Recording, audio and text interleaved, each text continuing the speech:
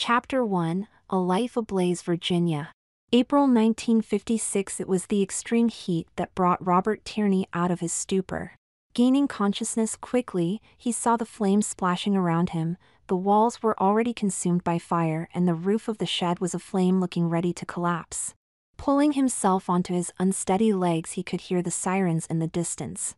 Stumbling to the door, he reached for the handle, quickly pulling back his hand at the extreme temperature of the metal. Taking off his shirt and wrapping it around his hand, he quickly pushed the handle down, lurching outward into the misty rain, coughing from the smoke that scorched his lungs. Feeling lightheaded from the inhalation as much as the drink from the night before, he made it another 10 feet from the shed before falling to the ground. Two men from the fire department pulled him to his feet and walked him to the front yard before unceremoniously tossing him aside. He could see in the confusion of smoke and woozy-headedness other firemen running past him with a hose. He passed out. He came to in the back of an ambulance sitting parked in front of his house. It was difficult to tell how long he had been out, but there was no longer smoke coming from his backyard and the fire department had left scene. Despite the light rain falling, the street was filled with his neighbors looking on, many glancing at him openly in disgust, a look he had been getting used to lately. Gaining his faculties, Robert thought it odd he was in the back of an ambulance instead of a hospital.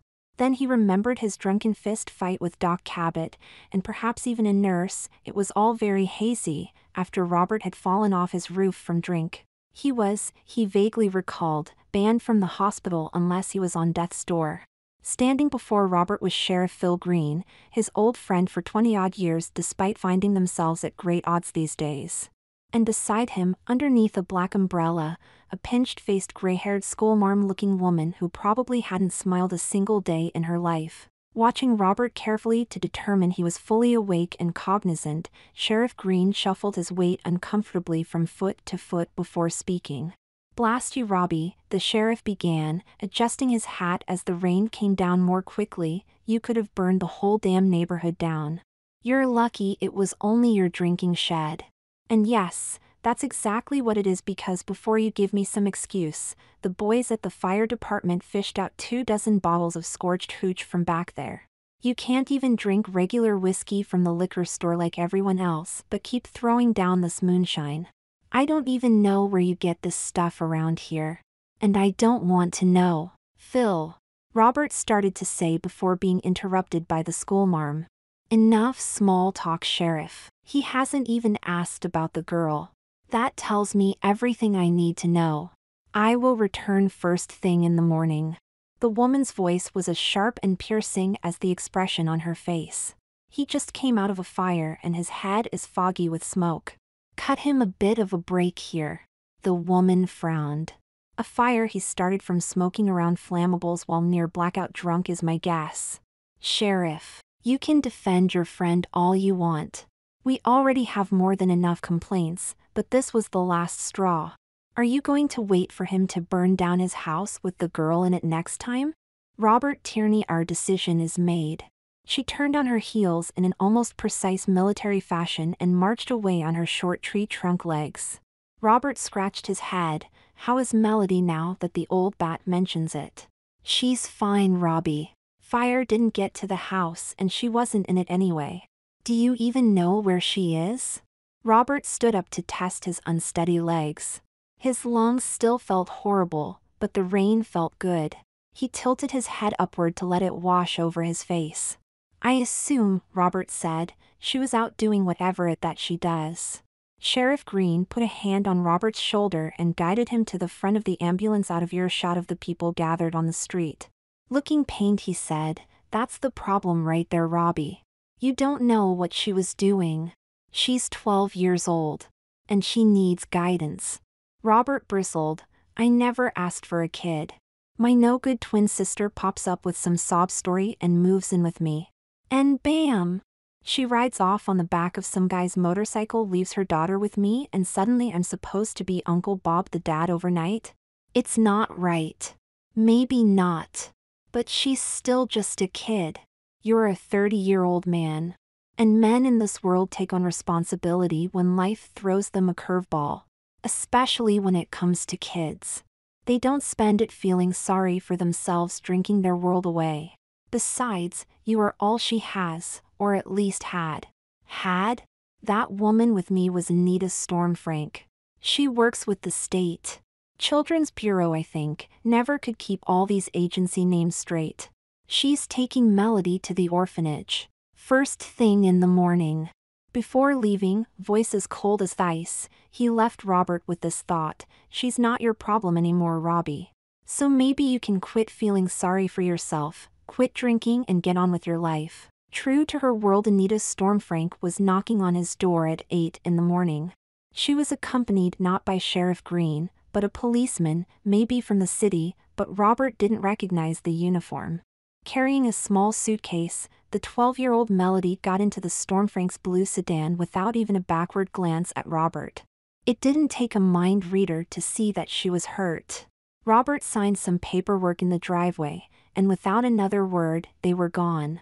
Half saying, half convincing himself, he muttered, "This is a good thing, right? I'm not dad material." Robert never knew his mother. She passed giving birth to the twins, but when Robert Tierney's father died 2 years ago, he inherited the family home. He was always the logical choice, as his twin Sylvia was a great disappointment to their dad, a girl always a bit on the wild side, who went off and had a child without a husband with one of those exotic European musician types. And, as everyone predicted would happen, he disappeared, leaving Sylvia with a child. A year later, Sylvia darkened his door just looking for a place for her and Melody to stay while she got back on her feet. 2 months later, she met a man in a biker bar. A note tucked under Melody's pillow which read simply, "I'm okay, honey. Be good for Uncle Bob," was the last contact she ever made. But Robert Tierney wasn't made for small-town Virginia. He always felt he was different. A tortured soul, a writer of artistic merit. With the house now in his possession, it was his plan to sell it and move permanently to New York and get a small apartment. Although he had never been, he just knew in the center of America's artistic heart, he would walk the streets, sit in cafes and write. He had felt, since a very young age, that his soul was a tortured one for reasons he never understood, and only expressing himself through words could he come to peace with it. Lacking an outlet, he tended toward the destructive, booze and Pall Malls being chief among his vices. But now he was free. Melody was gone, although it didn't feel half as good as he expected. In fact, pangs of guilt nipped at him like so many yapping dogs. Perhaps spending some time in New York, to see what his life could finally be like, would help. Reading about New York was nowhere near the same as finally visiting the city. Tired from his long drive, he found it crowded, smelly, bustling, unfriendly and loud. Asking for directions was as likely to get you a beat at Buster as it was being ignored completely. And it didn't feel romantic, artistic, or magical, it felt claustrophobic. Buildings 30 floors, perhaps even much higher, loomed above you, hemming you into the never-stopping flow below. As an escape, Robert popped into somewhere he felt at home, a tavern. There he sat sipping drinks from mid-afternoon until well past dark. After a while, 2 well-dressed men, one in suit and tie, the other more casual but impeccably neat, sat down beside him and ordered martinis. Feeling a little drunk, he decided to find the New York he was looking for. Turning to the man beside him in the light blue suit, he inquired, "Hey, listen, where can I find the arty side of this city? Where the artistic souls go to find like-minded people?" The man sitting with him in a pullover sweater eyebrow raised. "Like-minded people?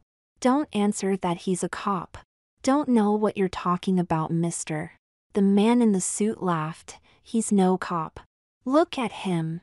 Cops aren't that skinny and small. He's an out-of-towner looking for the artistic side of this burg. You heard him. They don't have any artists in his small town, probably. None that would be artistic in the open anyway. Your funeral," pullover sweater said, "but when he and his cop buddies bust the place, I'll be the first to say, I told you so." The entire tone of the conversation was off-balancing, confusing, Robert thought, but at least he was getting somewhere. Thanking the gentleman for the detailed directions penned onto the napkin he was handed, Robert ventured off to find the true soul of the city. Wink Wink was an odd name for a club, a far cry from the Finneys and O'Hanlon type names that dotted the landscape of Virginia, but it was the most impressive thing he had seen. It looked to be straight out of a film musical. There were women in cocktail waitress outfits serving drinks on trays. There were cigarette girls. Every bartender there was a woman. And the audience had people of all colors in the same room, and to Robert's pleasant surprise, often at the same table. Now this is an artsy place. But it was the stage that captivated him right away as he sat down and ordered another drink. Standing there, in a sparkling white gown with matching sparkling heels and white stockings, belting out a tune with a beauty and vibrance he had never heard before, was a Dorothy Dandridge type. No, Robert thought, that did her a disservice. She was far more beautiful than Dorothy Dandridge. By the time she finished her 3-song set, Robert knew it was the most magical thing he had ever seen. He had to meet her. When she finished, he made his way around the crowd, and in a moment of inspiration, he snatched a bundle of flowers adorning a table centerpiece. To his surprise, no one stopped him from going backstage. The singer stepped into her dressing room and Robert knocked on the door. "Come in," she said. Feeling awkward, he wasn't sure what he was going to do when he got here, so slightly stammering said, You were wonderful. Kind of like Dorothy Dandridge, only even more." He held the flowers out for her to take them. He was far more nervous than he would have thought. But he had never met a star before, even if he knew she may not be known outside of local clubs.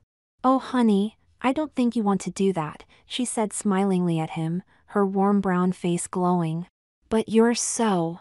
don't have any problem that you're..." I liked that everyone out there was mixing together, he finally managed to spit out, flushed with embarrassment. He was butchering this. She laughed. "It was musical. Wonderful." "Oh honey," she said again, "it's not my color, or yours, that's the issue."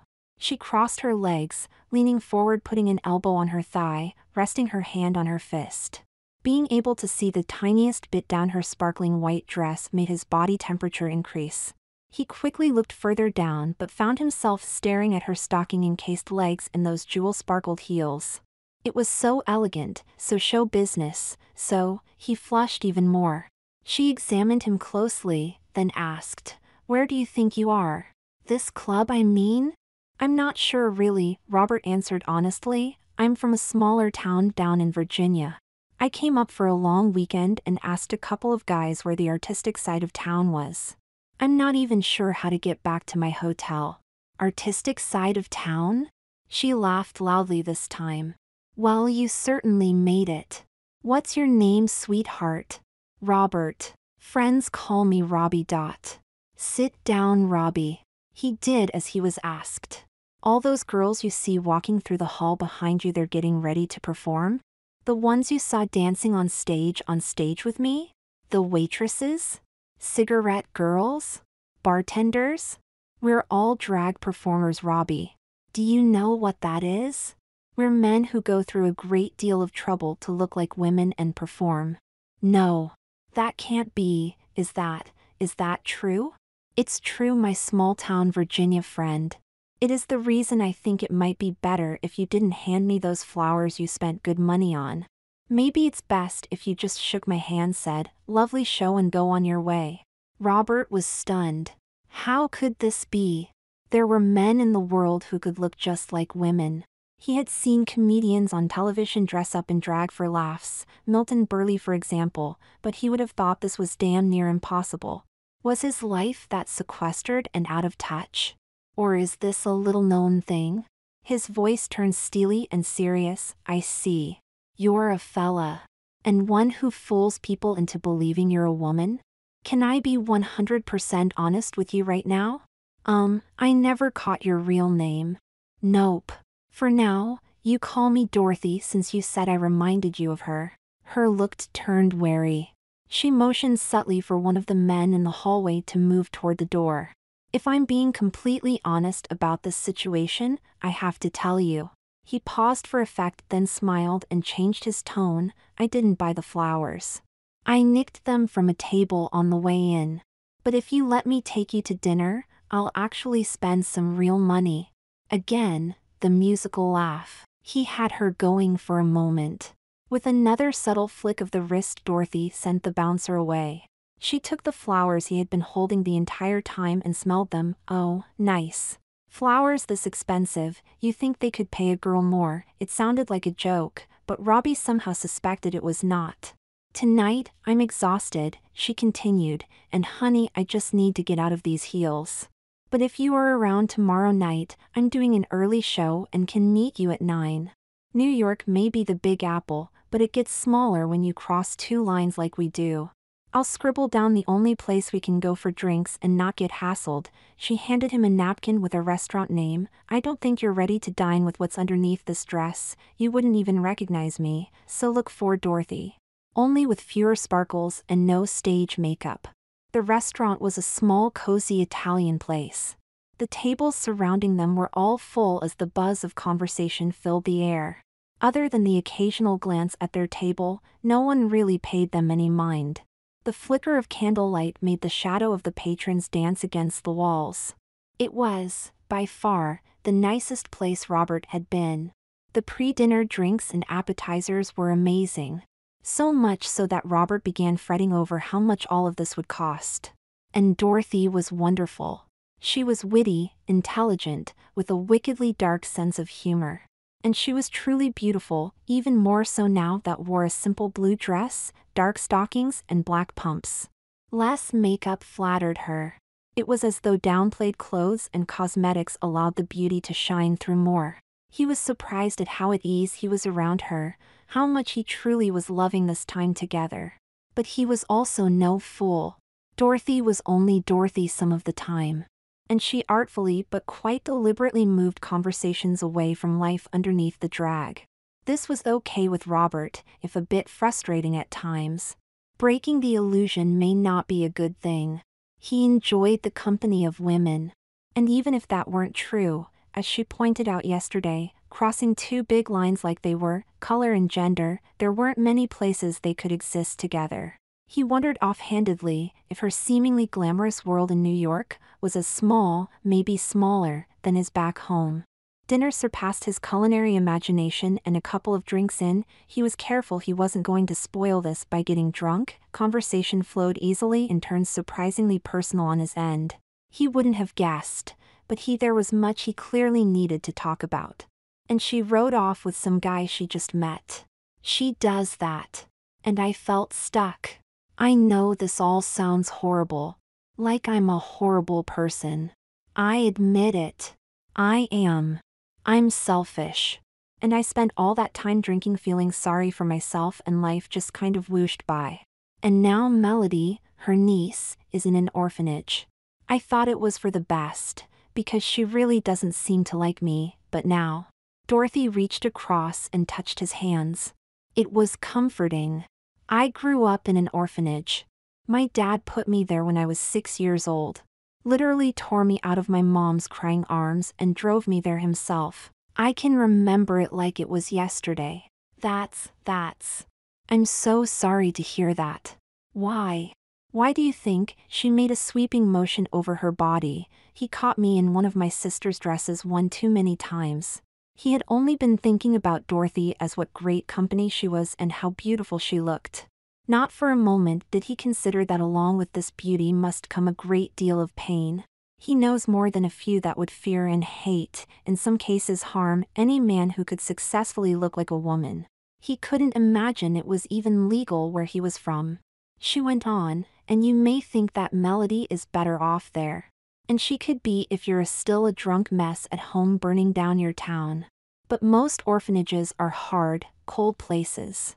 Even the best ones aren't great, but mine was especially cruel, because I was different. I've always been girly.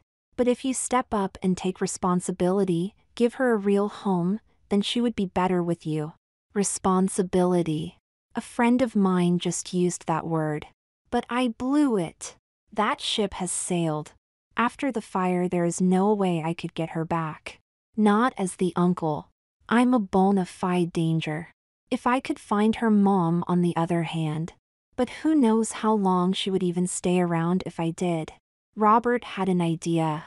Wait, maybe you could go down there and... Dorothy laughed for nearly a full minute. Oh, honey.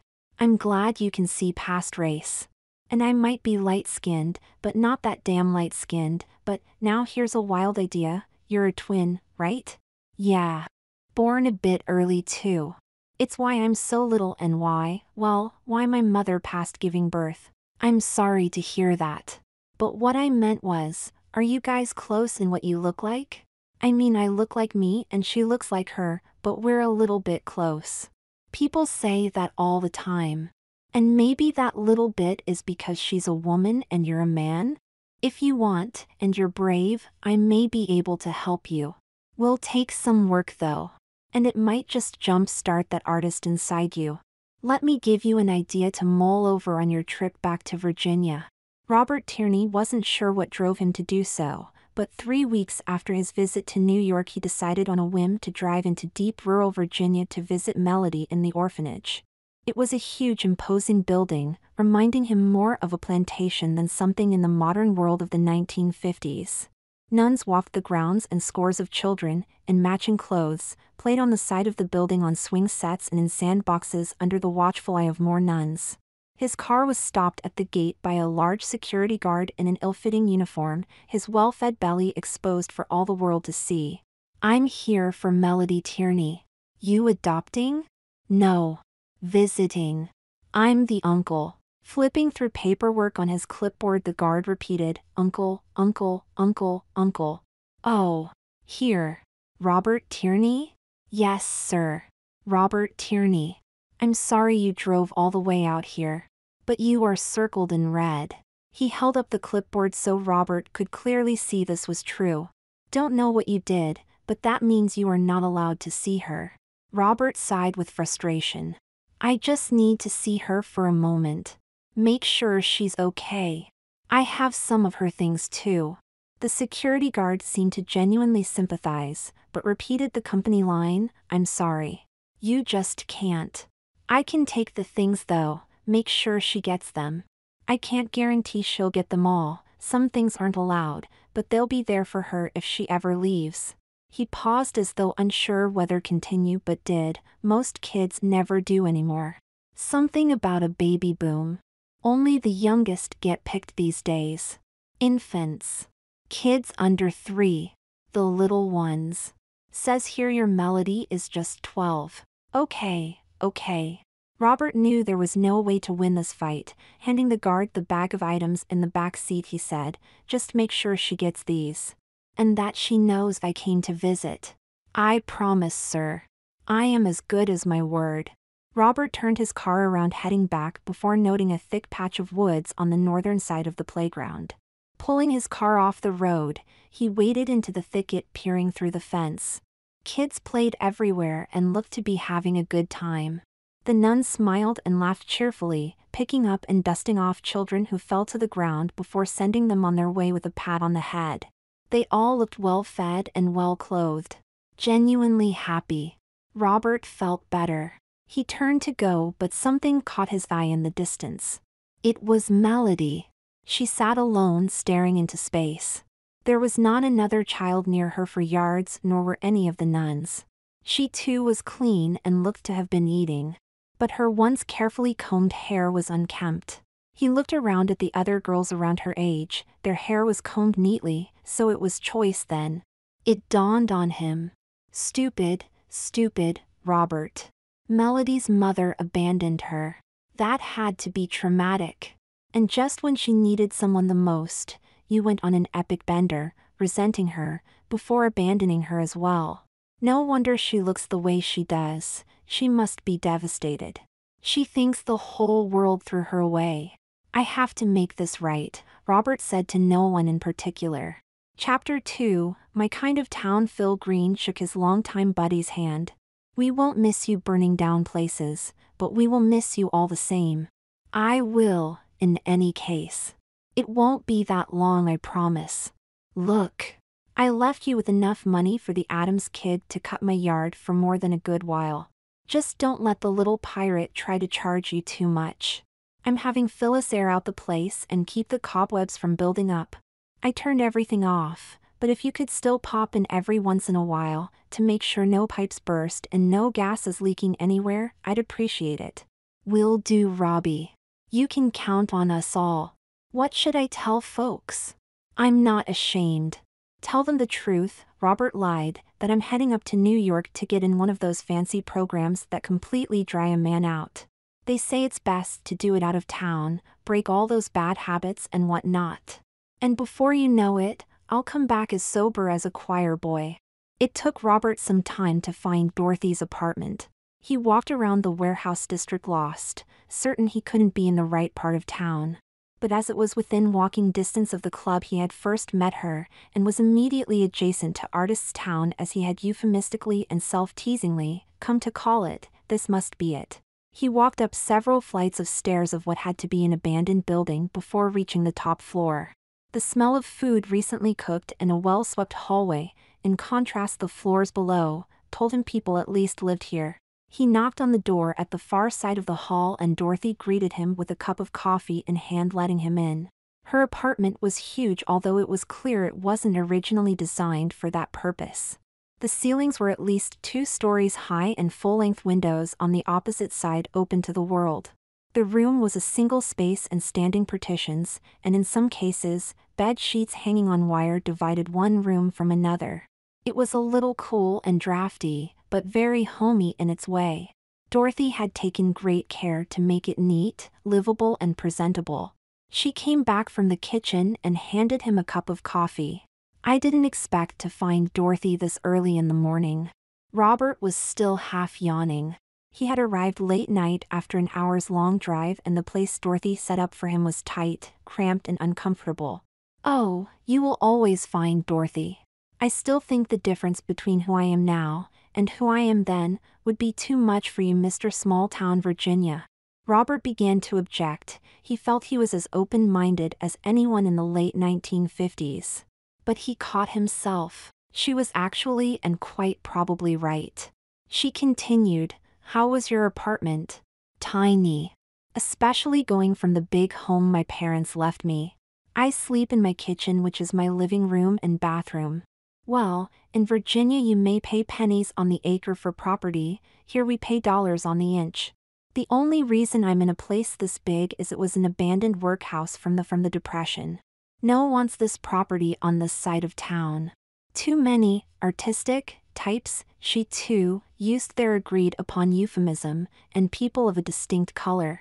From the size of it, I think my apartment used to be a cafeteria or maybe a church or meeting hall. There's a whole another part of it in the back I don't even use. Too much space for me," she went on, "but that's not why you're here. Now," she said, putting on what almost sounded like business voice while throwing him a pair of black pumps, "put these on. I thought you were getting me ready to look like my sister. What about everything else? Frocks and..." Dorothy laughed that wonderful laugh of hers. "Oh honey. How long did I tell you this was going to take? Weeks, right? This isn't vaudeville.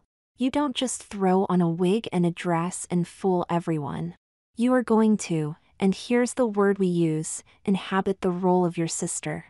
Inhabit the role of a woman. And we're starting here with these heels. They will be your second skin. You will not take them off until your feet are aching and too swollen to put them on. Then you're going to put them in a bucket full of ice and start all over again. You're exaggerating surely.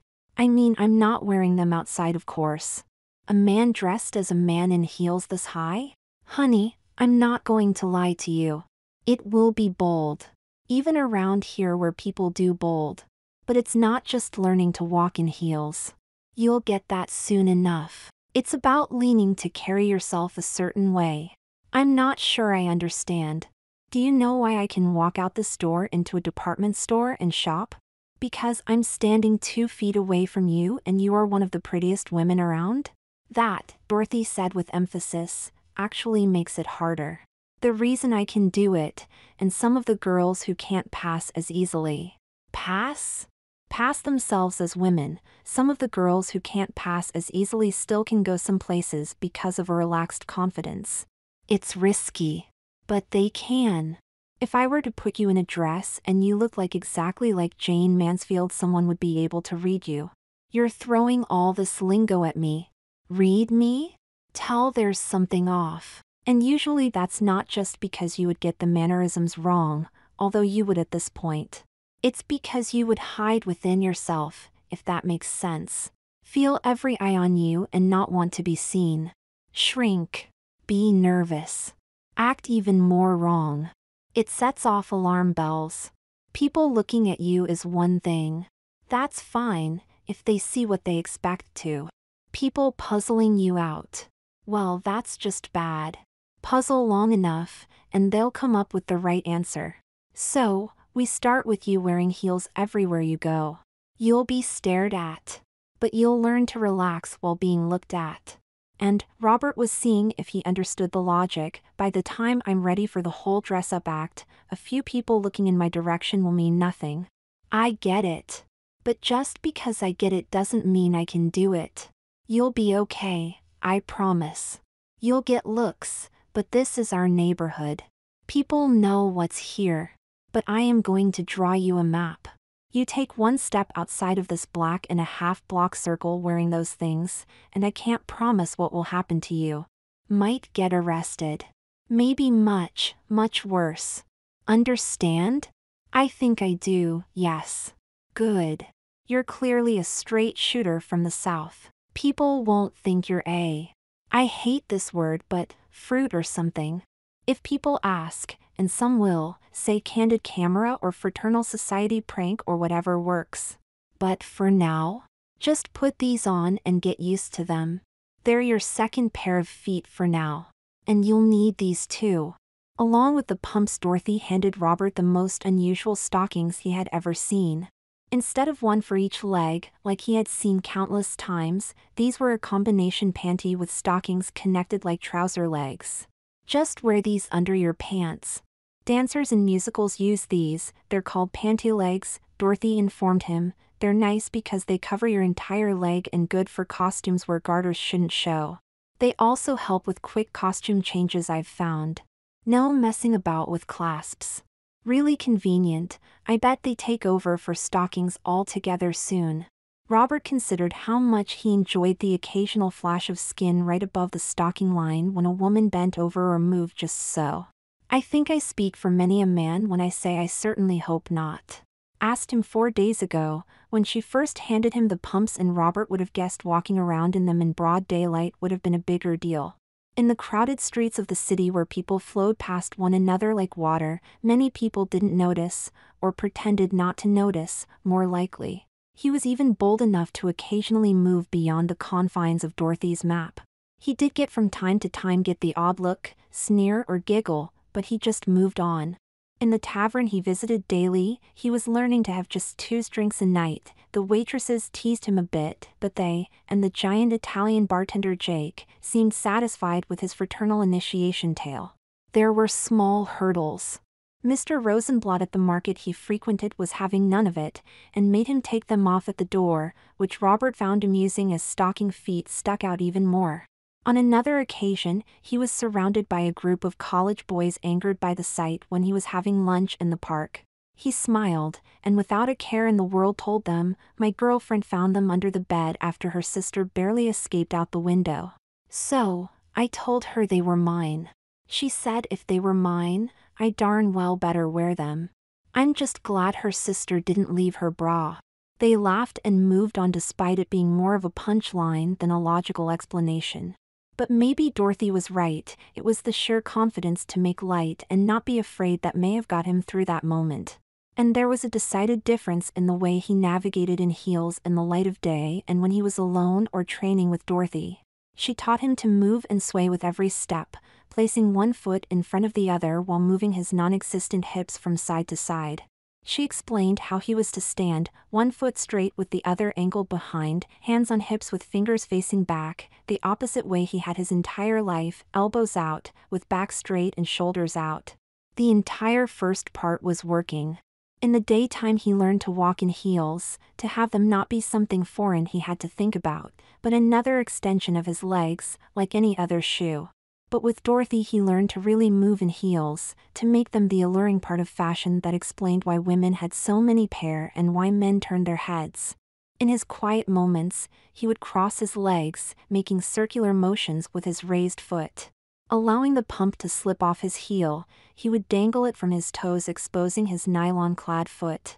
It was enticing, hypnotic, and appealing. It may only be his feet in a pair of feet in heels, but it looked to be a woman's feet in heels. It gave him a rush, a feeling of adrenaline and arousal. The training went on this way for 2.5 weeks. Dorothy would introduce something new, and Robert would wear it until it felt as natural as second skin, hip pads, ever-tightening corsets, stuffed bras, wigs. Only now, except for his heels, and only certain pair as others were now not just simple pumps he could get away with, but slingbacks and open-toe sandals, his lessons were restricted to the confines of Dorothy's giant apartment. Drinking tea together in the afternoon, Dorothy was wearing the casual pedal pushers, simple blouse, and stilettos. She always wore heels for teaching purposes that she favored when relaxing. Robert, in a hobble skirt, to teach balance, padded bottom, padded hips completed with scandalously high heels, carved out quite the sight. Perfectly female from waist down, and with his dress shirt, completely male from waist up. Dorothy, after a bit, came to a decision. "I think you're ready. To get Melody? Thank God. Let's prepare, I can." Dorothy laughed at his eagerness. "Oh no. You're jumping the gun. We're going to spend a few days doing makeup until I'm sure you can do it yourself. And then, only then, will I get you hired on at Wink Wink doing a bit of this and that and learning to waitress. Pass that test and you'll be ready to get your niece." Robert took a deep breath. He could feel his nerves from the time he woke up in the morning after barely sleeping at all that night. Tonight, it was going to happen. He was going out into the world dressed completely as a woman. No, he was going out into the world to be a woman. He needed to understand the difference if this is all going to work long term. Dorothy sat patiently on a stool watching him. "Calm down, honey," she said, feeling his nerves. "It will be fine. Wink Wink is baby steps, training wheels so to speak. No matter how good you look, no one there will be mistaking you for someone born a girl. The only women in the club are the ones in the audience, and most people know that going in. So, relax." She motioned to a dressing area in the back she had carved out for Robert. "I'm not going to help you this time. You need to do this from beginning to end." Robert pushed aside the hanging sheets that Dorothy set to divide his area from the rest of her gigantic room turned into an apartment. It was not a cozy space she gave him, but completely functional, resembling in all reality the backstage of a playhouse. There were no closets. Dresses hung on racks next to panties and bras, shoes were laid out in rows on the floor in front of them. Spread out across 2 folding tables were various formed pads and wig stands, jewelry, purses, and accoutrements. Standing at the edge of the room, Robert could see everything he would wear and need at a glance. It made it easy to organize his thoughts and made sure that nothing would be forgotten. Only a padded chair situated in front of a large bright makeup mirror gave a passing nod to a bit of comfort. "Okay," he said to himself, "let's tackle what will take the longest, face first." Over the years he had seen, although not often, his sister apply makeup from beginning to end. Back then he couldn't tell you what the names of any makeup products, except perhaps lipstick, but the process was undoubtedly transformational. And she was a woman simply putting on her face. Robert now knew the names of every product spread before him. But unlike his sister's relatively straightforward routine, he had roughly twice the number of items. His sister was emphasizing. He was creating. But he was, apparently, creating from a very workable palette. During the makeup lessons, Dorothy told him he was lucky that he didn't have strong male features. They were, now that she worked with them, a touch, surprisingly soft. She meant that as a compliment, and in her world it certainly was. Robert just found it embarrassing. He applied the 2 types of foundation and cover up carefully as he was instructed to highlight his cheekbone, draw light to his eyes, and downplay any strength in his nose. With a steady hand he drew on eyeliner, before applying falsies to his lashes. Pulling out tweezers, he plucked the thick brows into a thin, rounded arch. He wasn't sure how that would look when he was back in Robert mode, but he would worry about that later. He applied smoky black eyeshadow to bring out the brightness of his blue eyes. Good. Halfway done, and he was already looking very feminine. Taking a large makeup brush, he spread powder on his face and waited for several minutes for the makeup to set, touching it up here and there in places it was spread it too thinly and soaked in by his skin. Vigorously, shaking an aerosol can, eyes closed, he sprayed his face the way one used hairspray. This would seal the makeup, preventing it from wearing thin and having any of Robert pop through. He pulled out a ruby red lip liner pencil from the cup of makeup tools in front of him and carefully drew a lip line just beyond edges of his natural lips. Once he applied the glossy matching lipstick, it gave him the visual illusion of having larger, plumper lips. He turned his head from side to side, carefully inspecting every inch. Perfect. He applied the makeup in a workmanlike fashion to get the job done, but he allowed himself to relax now that the hardest part was over. He grabbed the corset hanging on the rack and fastened the metal clasps. He marveled at the firm construction of the garment. Usually, Dorothy helped him tighten the waist binder to squeeze his insides within an inch of its life, but she wanted him to do everything on his own. Slipping the strings extending from the back of the corset around the radiator, he wiggled and walked slowly away from it, all the while strings pulled the constricting binder tighter. When he got to the point his middle was pulled into an almost exaggerated hourglass shape, he unhooked the strings and tied them in the back. At this point he sat down on the floor. The first few moments of being squeezed into this form always made him lightheaded and uncomfortable. He would adjust in time and the results were unmistakably worth it. Standing up, he slipped into the panty legs carefully. He had learned in his first few tries that the nylons may be less fragile than stockings, but they could run just the same. His shaven legs, pink painted toes on feet which had been exfoliated and lotioned to be nice to the eye and soft to the touch, looked womanly and pleasing. It was an amazing transformation of his lower half. "If you treat your body with female care," he said half aloud to himself, "then the ladies' clothes take you the rest of the way." His panties, much like his strapless bra, were special made for gender illusionist entertainers, a niche market unquestionably. The undergarments were lightly padded with a hard foam rubber to feel real to the touch. He slid the panties over his panty legs and put on the bra. The final piece of constructing his female form was putting on a long full torso girdle which had a bra of its own. He wondered the first time he put this on if it was all necessary. It felt like overkill, but quickly understood why. The girdle smoothed out the somewhat bulky lines of the padded panties and corset, while the bridal bra added over his strapless version held the false breasts firmly in place. His body in its pushed, prodded and squeezed form was to die for. Putting on his scandalously short black cocktail dress, it had to be a full inch above the knee. And sliding his nylon-encased feet into the open-toed heeled sandals, he finished off the illusion by carefully tightening head straps on his shoulder-length blonde wig. He looked at himself in the mirror and had to admit that he had a little bit of bombshell to him, a regular magazine pin-up. Looking at himself turning from side to side as women do, he felt a strange, almost aroused giddiness. He was someone else entirely. Someone that he, as a man, would want. He very much resembled, to his delight and dismay, a prettier version of his sister Sylvia. His sister was wild at heart and gravitated toward the pants and light makeup that was becoming fashionable in some of the younger, more rebellious types.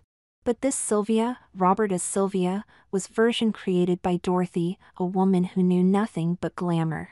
It was strange and liberating to hide himself, his sex, his past, his mistakes, so thoroughly behind a new gender and a new person. The nervousness and fear he had felt earlier was largely gone. Laughing, he twirled on his heels. This could actually be marvelous. "You've seen yourself in the mirror like this before, honey." It was Dorothy. She had been watching him twirl and preen with a bit of warm amusement. "But it's real now," Robert said, slipping into his female voice. "We talked about this. Less breathy when you speak, sugar, more natural. You're not Marilyn Monroe. But I'm glad to see this bring you joy. But be careful, don't let joy turn into recklessness. Wink Wink may be a safe spot, as safe as these places can be, But outside of our little bubble here, the world is fraught with danger. People don't know too much about us out there. A man finds out that a little blonde snack he fancied turned his whole understanding about himself as a man on its head. It gets ugly, very ugly. Often very violent. Robert understood. It was a lesson Dorothy took great pains to instill in him on more than one occasion. But for now, looking at himself in the mirror, he was just going to enjoy being this version of Sylvia, enjoy this feeling of being a lady, a feeling he never knew he had. Okay, Robert. Roberta. Sylvia. V, Robert corrected, I'm calling myself V, it was my sister's nickname. Okay, V, Dorothy smiled, let's get you to work. A nightclub the size of Wink Wink was a hive of activity, people hustling to keep moving parts in sync and the patrons relaxed and entertained. Backstage was a whirlwind of motion as acts prepared and changed, and the nightclub floor was just as busy. V, as the newest girl, had the simplest of jobs, cart drinks to the tables and look pretty. The bartender handed her 3 drinks, table 6. Man gets the vermouth on the rocks, redhead gets the screwdriver, brunette the glass of wine. Which is table 6? Oh right. The new girl, the bartender smiled. She was an attractive woman with impeccable makeup, like everyone on the floor, with her hair piled into a loose stylish bun. If it were not for her sheer size, she was 6'1" in low heels. If she was an inch, with vaguely muscular arms, V would not have known she was not born a woman. By design, the girls didn't hit the stage until everyone had time to put down a few drinks. This early in the night, acts were all big band musicians. V kneeled by table 6, a vermouth for the gentleman, a glass of wine for you ma'am and you miss get screwdriver. She started to leave but the redhead put a light hand on her shoulder. We're from Rhode Island. Never seen anything like this. You're one of them, aren't you? I can't even tell. How does a guy look so gorgeous? It's so not fair.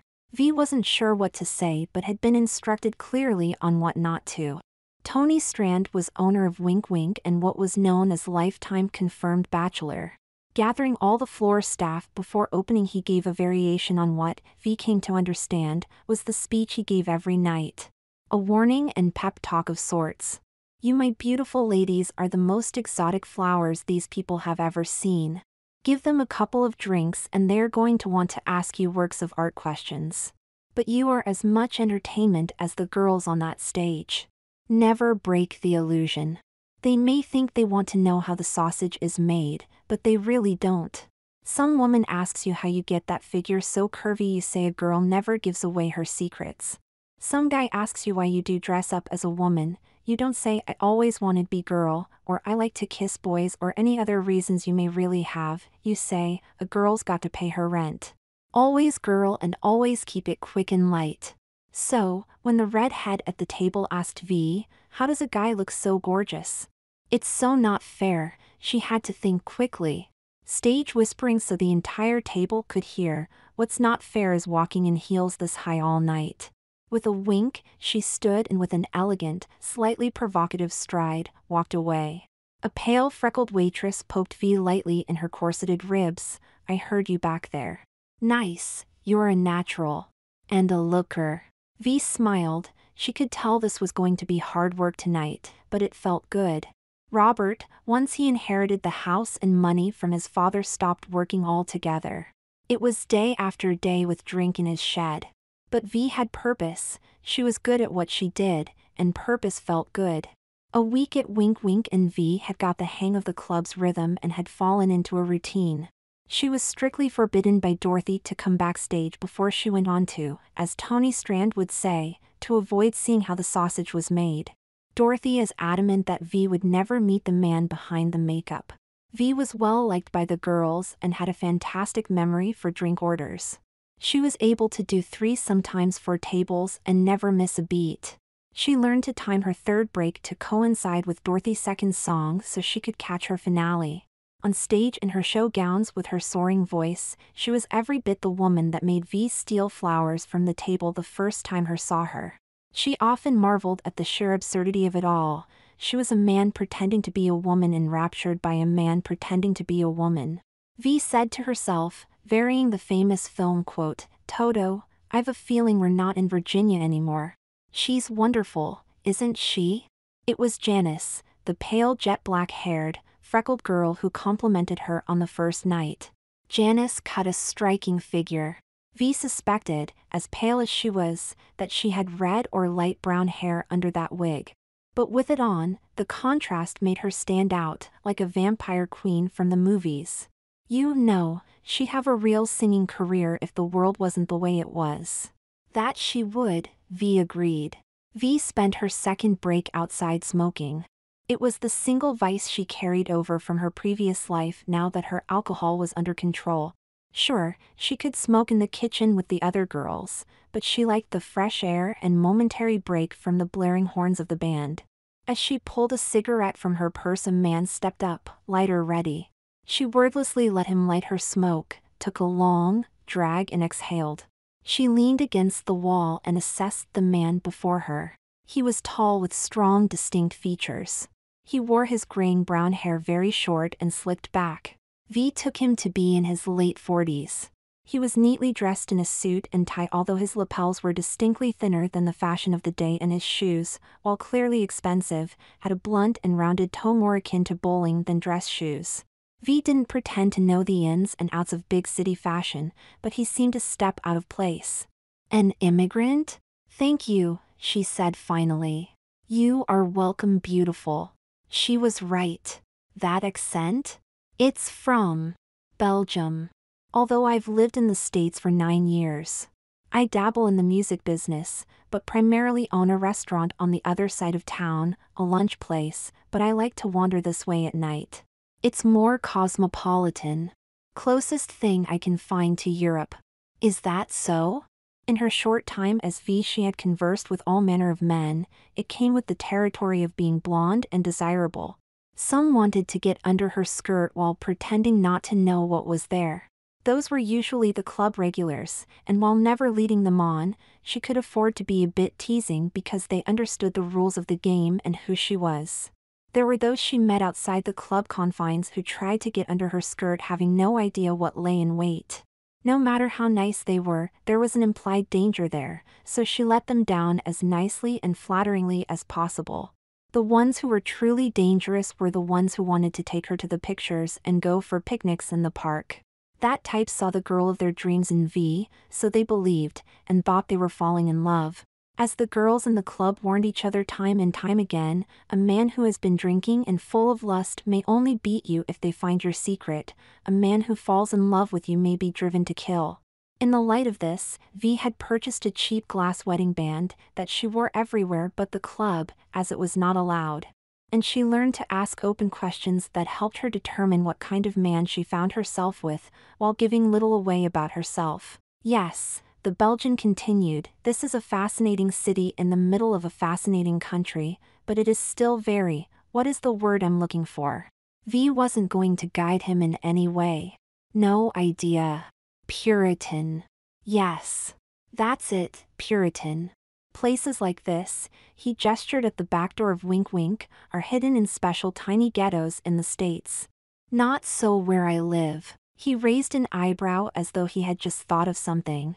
Do you live here too? I mean, in this neighborhood? V was never going to answer that. She dropped her cigarette and ground the butt into the pavement with her heels. It's been really nice. Thanks for the light. I have to get back to work. Wait, he grabbed her arm, and when she sharply looked down at his hand, quickly released it apologetically. Sorry. I only ask if you live close because I wonder if you ever want to get out of your tiny world. He scribbled on a matchbook and handed to her. If you ever want to see something more, I am looking for a good waitress for my restaurant. Short daytime hours, and it wouldn't interfere with this.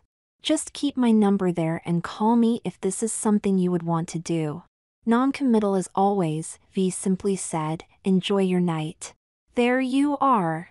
I was about to cover for you, Janice said excitedly as she walked back into the club. I was out back, V said. She was both amused that her 2-minute too long break panicked Janice, but equally warned that the girl would have tried to hide her absence. I like to get air. Ran into some Belgian man. Raphael van Hove? Janice asked. V didn't think it was possible, but Janice's voice became even more excited.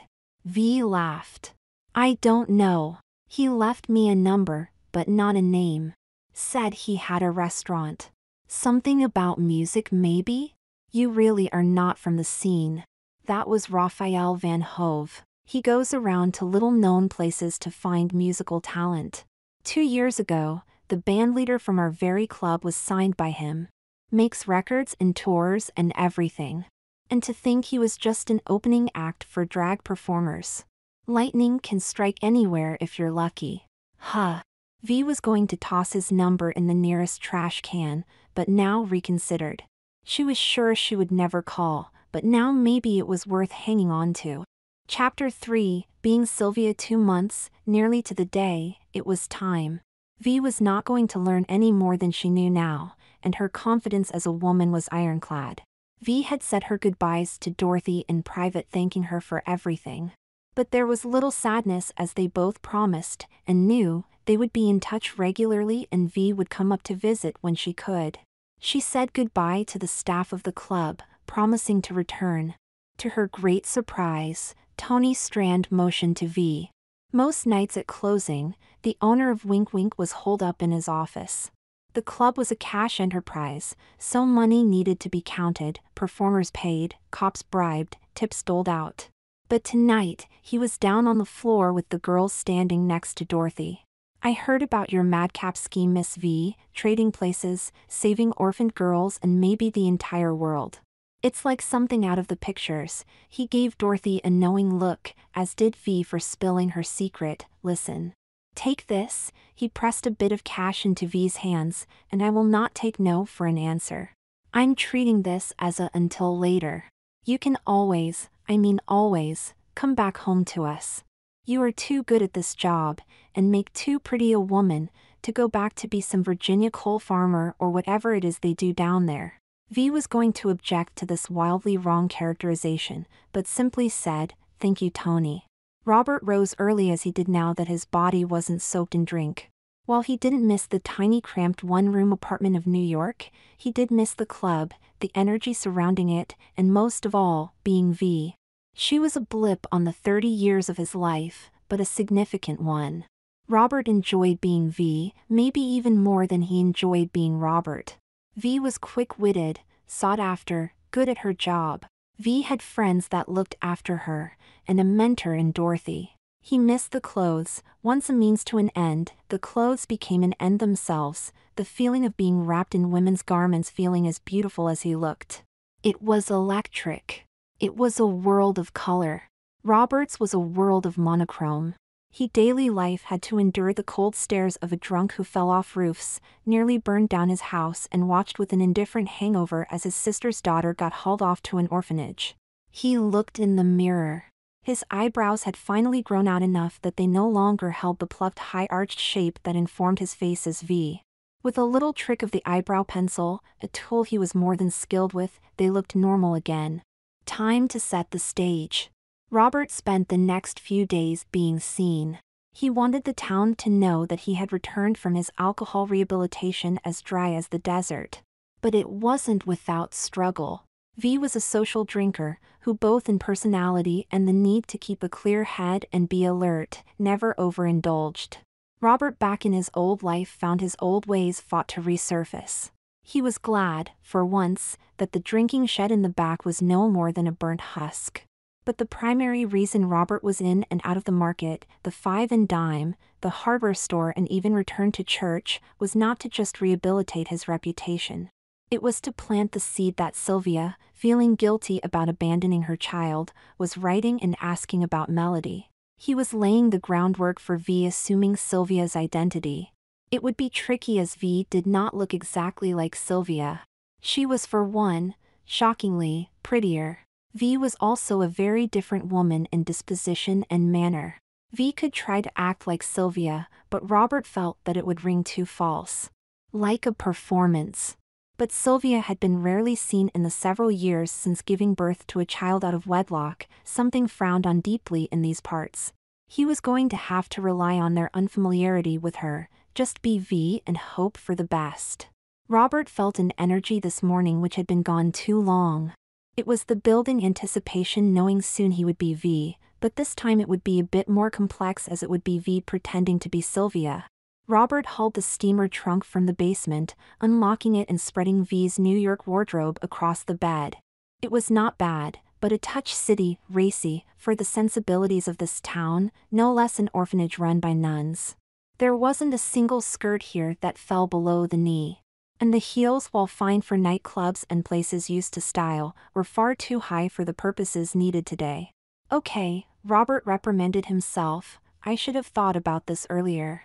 You're just going to have to work with what you have. Once Robert had accepted the enjoyment he got from being V, his entire approach to transformation changed. It was more than simple mechanics of getting dressed, there was a ritual involved to luxuriate in every small change. After a long hot bath, he began by not just shaving his legs, but his entire body, all including the hair above his manhood. Running his hand across his body, the smooth softness of his skin tingled beneath his touch. Impeccably applying makeup, he fastened the wig securely to his head. Looking in the mirror at his made-up, enticing face framed by shoulder-length blonde locks, he could feel V emerge. Putting on her clothes one article at a time, V carefully checked to make sure everything was perfect. Once done, she slipped into her high-peeped toe slingbacks and, as she had done many times before, wondered at the woman in the reflection before her. The security guard V had met as Robert all those weeks ago was still wearing a uniform which he had plainly been for many years and smaller sizes before. For V, whose every detail was essential and applied with loving care, wondered how someone could pay so little attention to the way they looked. To V's surprise, the guard may have been a shambling monument to the disheveled, but it didn't mean his mind was so. You must be, he said, a relative of Robert Tierney, came here a bit back.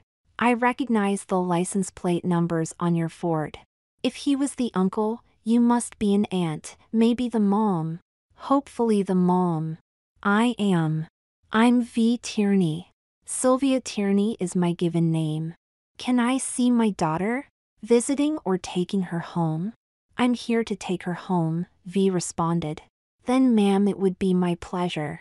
Park in the lot behind me and I will walk you there myself. This is a nice place. Don't get me wrong. Kids are cared for, but I still love it when I get to see one go. V smiled at the guard. She wouldn't have thought such a hairy, almost simian man would be so sharp of mind and sentimental to boot. But then again, looks are very deceiving. For the first time in her short life, V was genuinely nervous. The guard escorted her down a long hall past classrooms and offices, finally reaching a waiting area made of scattered folding chairs and small tables adorned with magazines woefully out of date. He brought her a cold glass of lemonade, leaving her alone to stare at walls covered in drawings by, what she assumed, were the children that lived there. Some of them were quite good. In her weeks-long elaborate plan to rescue Melody, V had been able to work hard and control every variable but this one. What would Melody do when this woman who was not quite her mother tried to take her away? After an eternity, Melody was escorted in by a gentleman who was as much specter as man in his black suit and tie, black shirt and black hat, despite his being indoors. He had the stern look of a fire and brimstone preacher, and as there are no preachers in Catholic institutions, his presence was made all the more stark. Melody walked into the room, her face brightened upon seeing V. She took several quick strides forward, before halting, taking a couple of steps back. Melody's sudden hesitance caused the stern-faced man to monitor the situation warily. V needed to take charge before this got any worse. Melody, honey, please sit down. Melody took a chair on the far side of the room. Her eyes never left V. It was impossible for V to determine what was in this girl's mind, but the distance she obviously wanted to keep from her mother made the situation tense. You remember your uncle, Robert? He came by many weeks ago to get you. He was very sorry he acted as he did. He quit drinking and realized that you were better off at home, at a nice school, with your friends. Your friends who all miss you, by the way. Robert knew he could never make up for what he did, but he wanted to try. He dropped off some things when he was here. Did you get them? Melody silently nodded. When he came, they wouldn't let you leave with Robert because of the things he had done, like the fire. The only person that could bring you home was someone impossible to find. His twin sister. Me. Your mother. But he managed to do the impossible and make me appear. And now I want to take you home. Do you understand what I'm saying? Do you understand what's happening here? Melody's eyes widened as comprehension crept in. V turned her attention toward fire and brimstone. If it's all right with you, I would like to take my daughter home. The man had been watching the two of them and listening to that strange interaction with keen interest. But he said nothing more than, "Of course, ma'am. Just follow me to sign some things and you and your girl will be on your way." They placed Melody's things in the trunk of V's car and left the premises without so much as a glance backward. V could barely believe that worked. Melody strongly resembled Sylvia, which meant she strongly resembled V. That probably went a long way toward releasing a girl to a woman with no form identification, particularly after that odd exchange. Pointing a dark pink polished fingernail toward the glove compartment, V said, "Open it." Melody flipped open the compartment to find a Rocky Road candy bar and 2 candy necklaces. "I remembered you said you like these, I hope you still do." Melody bit into the candy bar greedily. Whether the orphanage was one of the better ones or not, Melody probably didn't see a lot of these. They rode in silence for nearly an hour. "You look like my mom, you know." "I know. It's why this worked." "Where is my mom?" "I don't know, honey. If I could find her, I would. It would have been far easier than this," V assured Melody, stroking her hair sympathetically. "I don't understand how you're a woman." "Sweetheart, I'm not. I'm a man in a dress so I could fool the orphanage." "You did want to leave, didn't you?" "I did. They were nice, but at the same time it was horrible. I mean, the place was horrible, but they did their best to not make it that way." "Does that make sense?" "It does. It must have been hard. But it's over." "But how come you're a woman?" Melody asked insistently. "I'm not. I just explained it's just me dressed up." "But there's only me and you in the car and you still sound like a woman. You call me honey and sweetheart and smooth my hair when you had to tell me my mom's not coming back. Those are woman things. You check your makeup in the mirror at stop signs. Your fingernails and toes are painted, pink even, Mom doesn't even paint her nails." V laughed nervously. "Sylvia always said you were quick study. Smartest one in the family." She took a deep breath. "I don't know if you can understand this, but I will try to explain the best I can. In order to fool the orphanage, I needed to learn be just like a woman. The Robert you last saw wouldn't have fooled anyone, high heels or not. And if I would have failed, I would have been arrested right there in that waiting room. And you would have been in there for 6 more years.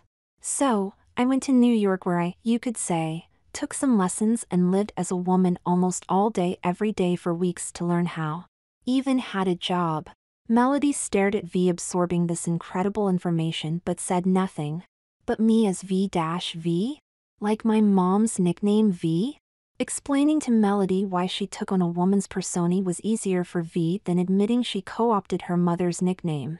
For some reason V found that profoundly embarrassing. "Yes," V pushed on, "Robert's life was nothing. He had destroyed it completely, friendless, drunk and alone. But V was a fresh start." And V debated whether to say the next part, but put all her cards on the table. "I like me as a woman. The way I look and feel. Does that make sense?" "No. Not really. It's harder to be a girl than a boy." "Why would you choose to be a girl? Are there things you like about being a girl, Melody?" "Yeah, lots." "Well, I like a lot of those things too. But I just found out very recently. The dense unending featureless woods, occasionally punctuated by a field or a farm, whizzed by as Melody stared out of the window. "So, what are you now? Like my mom?" "Because I have a mom. Sylvia, the real V. To you, I'm your aunt. To the rest of the world, I'm Sylvia, your mom. There's just no other way around it. Robert's not allowed anywhere near you. He can never even be seen, not as long as you're around. Melody turned, putting her arms on the car window edge, stared it out of the window again. Chapter 4, Face to Face. The phone in his office rang. Donald Barr held up one finger indicating to the head nun he needed to take this call. His phone rang rarely, and when it did it was of import. He had administrative staff and nuns to deal with the day-to-day workings of the orphanage. His attention was only worthy of conversations with government children's agencies, or in rare cases, the last stage of an adoption. Smoothing his trademark all-black attire as though the person on the other end of the line could see him, he picked up the receiver. Sir, long-distance call from California, 213. Go ahead, operator. Hello, a female voice began. Is this Donald Barr? Donald Barr of St. Mary's Orphanage? This is Donald Barr, he confirmed. The woman spoke in rushed tones. Sorry I didn't call you back sooner. I travel all over. Never one to stay in one place. So, I only got your letter yesterday. Looks like you sent it over a year ago. I have all my mail sent to a P.O. box, you know. Check on it from time to time. Anyway, you wrote me back after I checked in on ma'am. Mississippi, slow down, slow down. You sound in hurry, but Sorry. I'm at a pay phone. I'm not sure I have enough change, the woman blurted out. I understand. But what letter? I write a lot of letters. Who are you? I wrote you about my daughter when I heard she was there. You wrote back almost a year ago. I've been just everywhere. I haven't been in one place, so I couldn't.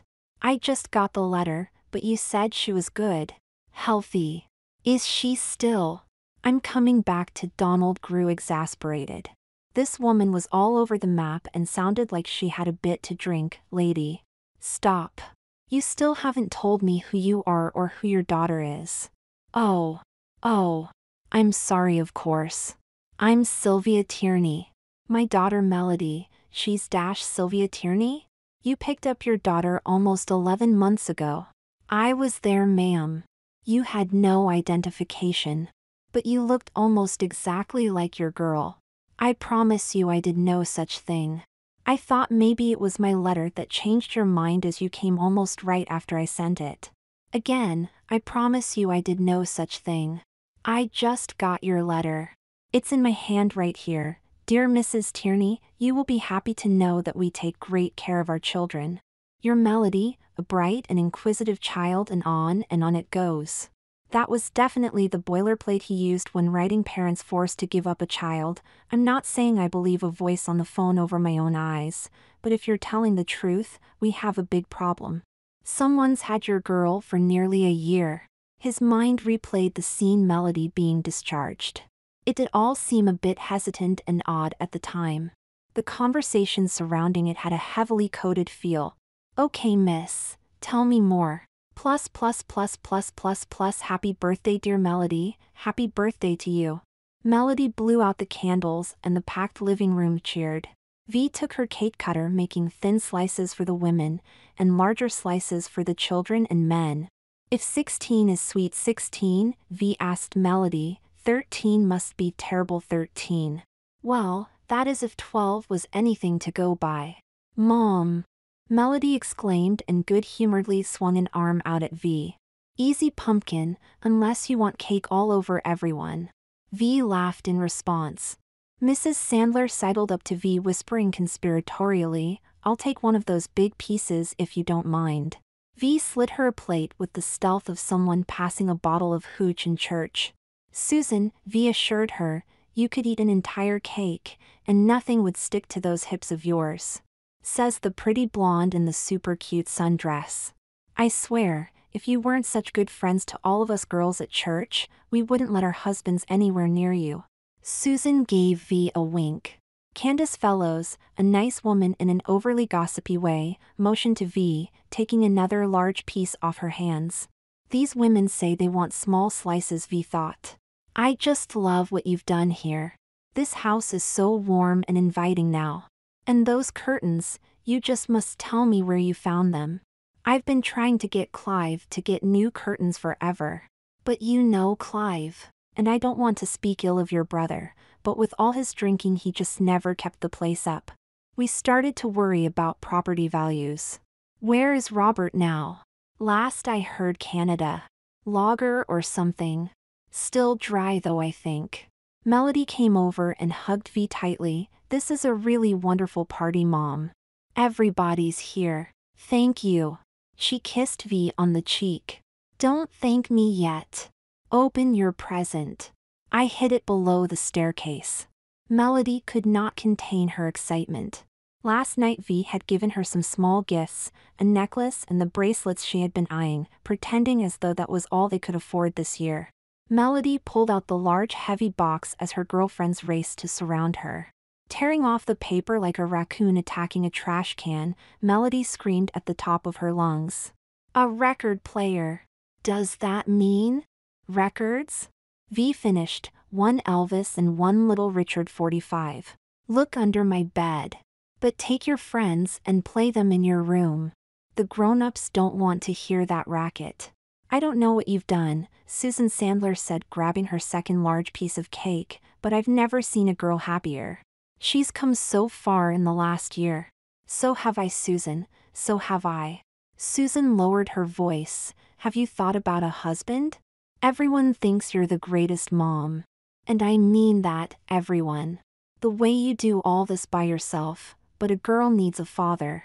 I know there are some suitors who would love to have you and Melody as part of a family in a heartbeat. Phil Green, oh God, Susan, no. V laughed horrified. Well now, Susan nudged V, speak of the devil. The sheriff walked into her home in uniform, his face a mask of concern, alerting V he wasn't just popping in for punch. She felt herself stiffen just a bit, hoping no one would notice. Phil Green was a lifelong friend of the family.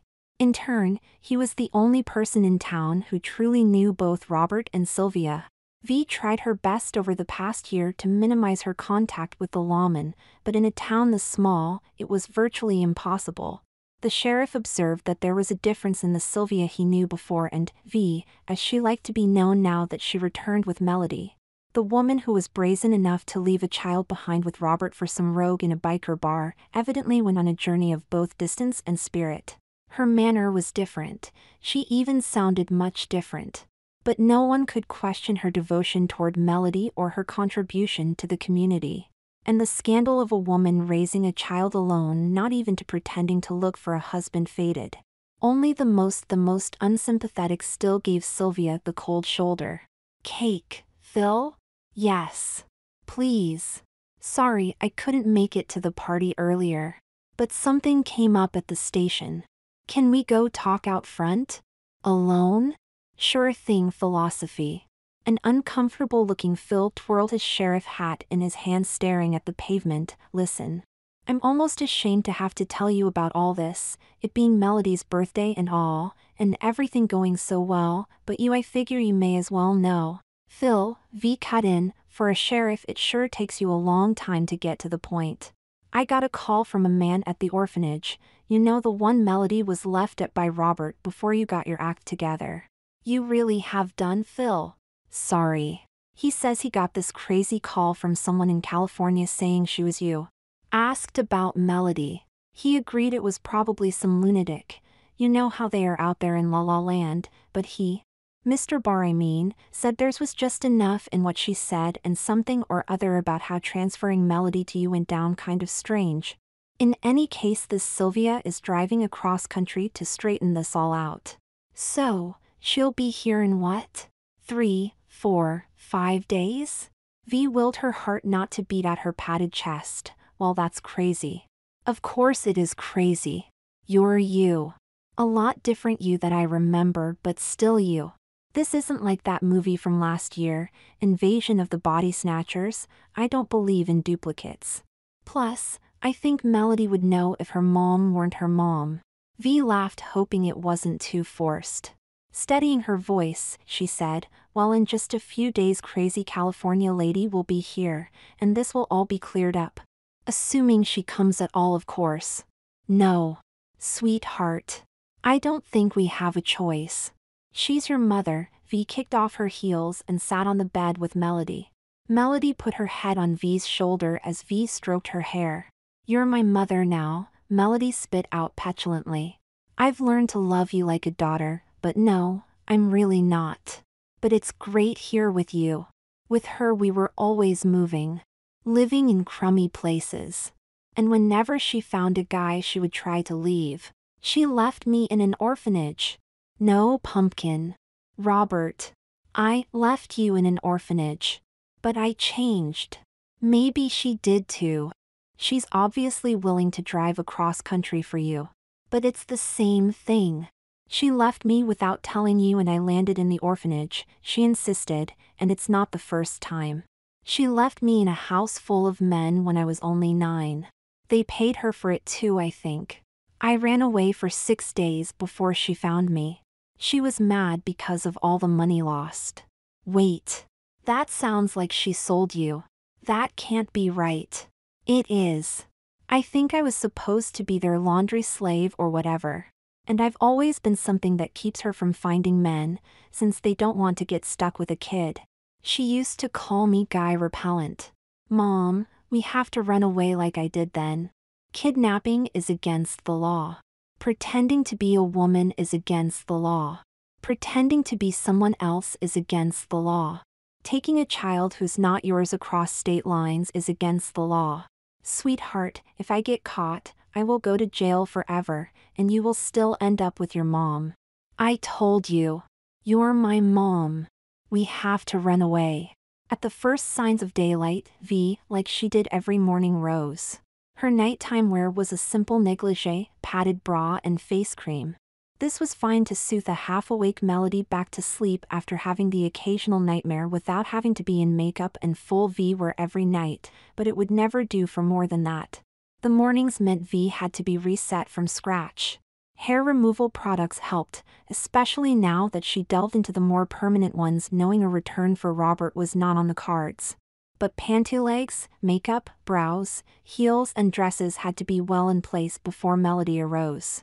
In much the way Dorothy had never allowed her illusion to be broken with V, so V never allowed her illusion to be broken with Melody.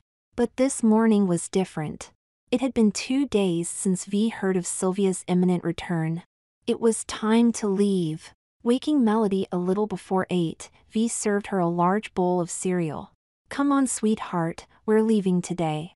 And where would that be, Robert? It was Sylvia, flanked by Phil and the all-black dress specter from the orphanage. Phil's knees weakened and he pulled up a kitchen chair, sitting down with a thud. V is Robert? That's impossible. But he couldn't deny his eyes. 2 very similar women stood before him. It was impossible, but somehow evident. V? Sylvia laughed a wicked, bitter laugh. You stole my name too? Of course you did. What kind of dress-up game are you playing at? Melody leapt up and stood by V, putting her arm around the woman's waist. It's complicated. Too complicated to explain now. Melody needed a mother, so. V let her voice trail off. She needed a mother is right, said Donald Barr, not some fruit in a dress prancing about pretending to be one. She is my mother. Melody interjected with a vehemence. Phil finally gathered himself to speak. His tone was that of hurt and anger. For 1 year, 1 entire year, he was on the verge of shouting, "You made fools of the good people of this town. You made friends with wives. You chaired the town fund drive. You headed the litter committee. You went to my church like this." My church? Phil, don't. Just don't. And stop speaking like a woman, damn it. I won't, V said, almost too soft to hear. V laughed that wicked laugh again. Oh, my deluded brother. You were a better me than me. She is. But she's not you, she's better. And she won't try to sell me to a bunch of men. Is that why you're here? You got a good deal for a cleaning slave? It was the men's turn to look at Sylvia with horrid disbelief. Sell. You damn Tierneys, Phil said at last. Just when I think it is getting better, you put another stain on this town. I don't know if we can come back from this one. But this is how this is going down. You, Robert, are under arrest for wearing women's clothes and child theft. And you," he turned to Sylvia, "if what this child is saying is true, you will not see your child again. I will send her back with Mr. Barr here." "Phil," V said, "we were friends once. For a very long time, even if that is no longer true. But in light of that, let me speak to my sister alone for a moment. Take Melody outside, please." Phil and Donald Barr walked Melody outside. "What is this, Robert? Really, what is this? You steal my identity, my name, my daughter, and live as me for a year in this town? How is that even possible? And what were you hoping to gain?" The short version? Only Sylvia could get Melody out of the orphanage after Robert's mistakes. No one ever knows where you are, so I gave them a version of Sylvia. And Melody is as happy as she has ever been. Even if that were true. And even if every fiber of my being didn't feel violated by this charade, she's my daughter. Your daughter that you left with me. Your daughter that you tried to leave with others. Strangers at that. I wonder, Sylvia, what is your end game? To displace her, take her on the road again from crappy place to crappy place until you run out of money and start thinking the unthinkable? She's my daughter. At a loss for words, this was Sylvia's only refrain. I'll save you the guilt. Sell me Melody. What? Obviously I don't mean sell, she's a daughter to me. Let me leave with Melody and promise you won't try to take her back, and I will sell Dad's house and give you half. That's more than enough money. And free of Melody, you can hook up with whatever biker you find next. In an equal mixture of hope and disgust, V could see Sylvia genuinely contemplating. She pushed the deal a bit further. But, V added, a copy of your driving license and birth certificate are part of the deal. I see you want to say yes. Call everyone back in. With everyone back gathered around the kitchen table, V explained succinctly and pointedly what was going to happen: philosophy. The town will never recover from this. The scandal of it alone will make your office pariahs a huge joke. This town will be the center of disgrace and gossip for decades to come. She turned to Barr, and you released a girl into the care of a man in a dress with no identification. Your reputation is just as stained, and I doubt you'll keep your job. Lastly, you, Sylvia. To keep tongues from wagging, you are going back to California in the dark of the night and never set foot here again. V pulled Melody tight, and my daughter I will also leave, only returning briefly to sell the house. You will never lay eyes on us again. Epilogue. 19 months later, scooping the tip into her apron, V wiped the rest of the table clean and placed the dishes into the bus tray. I'm off, Mr. Van Hoven. Need to walk Melody home from school. Did you think about what I asked? Yes, V, I have thought about it. Every time you've asked it for the past year, he still smiled. It is a huge ask. But I agree, she has voice as big and unstoppable as a hurricane. You've seen her plenty of times at Wink Wink. She's wonderful, V gushed. She is wonderful. That's not the issue. It would have to be the biggest kept secret in the history of music. But as I said, I'll think about it. V opened the door with her key. Melody put her book bag on an adjacent table, digging out just what she needed for homework. Now that there were wooden partitions set up like walls, so everyone could have their privacy, most of all the privacy of gender illusion, it was impossible to tell right away if Dorothy was home. Dorothy? V called. We're back. I brought sandwiches from the restaurant. You hungry? Dorothy emerged from her bedroom. My little family, Dorothy chuckled. How was work, V? It was work. Slinging food, crummy tips, but it helps pay the rent in this giant place we all live. Well, your night job is much more fun. That it is. I get to watch you. V smiled warmly Dorothy's way. I spoke to Raphael again. I think I'm starting to wear him down. He came to see you sing twice last week, you know. Did he? I really appreciate you trying so hard. But that's a big mountain for him to climb. I know, V smiled, but I like doing things for you. And maybe one day he'll relent. V touched Dorothy's hand. The way you look at her, Melody chimed in, just kiss her already, Mom.